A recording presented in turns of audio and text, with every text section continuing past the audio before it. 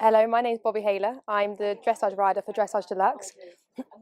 I ride at Grand Prix, and I'm going to give you some tips on how to ride the perfect dressage test today.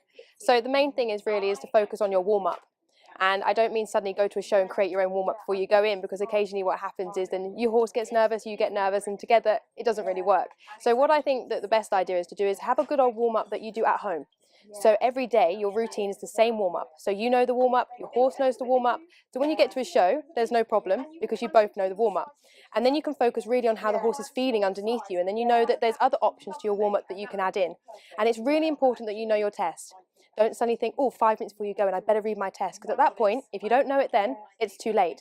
You know, on your way to the lorry, you should be able to think on the way there, right, do I know my test? I'm driving along trying to get to the show. Do I know where I'm going?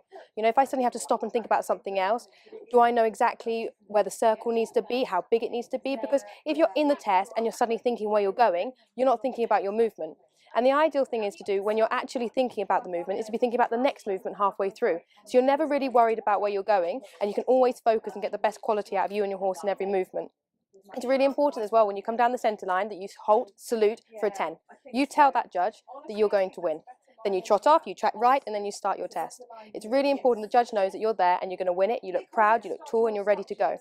And also it's really important as well when you finish your test, not to come out and go, oh, that was bad. Straight away, think of the positives, because they're the things that you're going to remember the next test you do. There's no point coming out and thinking of all the negative things. There's something that you can sit at home with a dressage test and always video your test. So you can look back and think, actually, how was that? Because sometimes, the majority of the time, it feels completely different to how it looks. And being a rider, you just have to sometimes think, do you know what, this doesn't feel great, but it looks good, and you've got to go with it. So that's why it's so important to video, so that you can have your trainer and your test sheet there looking at the video, so you know exactly actually how you can get more marks. Because if you can get every movement for a 7, you have a 70% test, and that's a good score to get.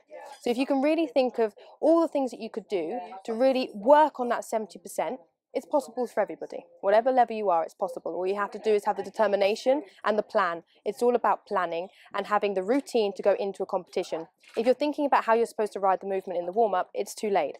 You know, 2 days before you go to the show, you should be thinking, right, exactly how am I going to do this? How am I going to ride this movement? You don't have your trainer then run through the test, so you're completely happy with it all. So there are my tips for today. I hope they were useful,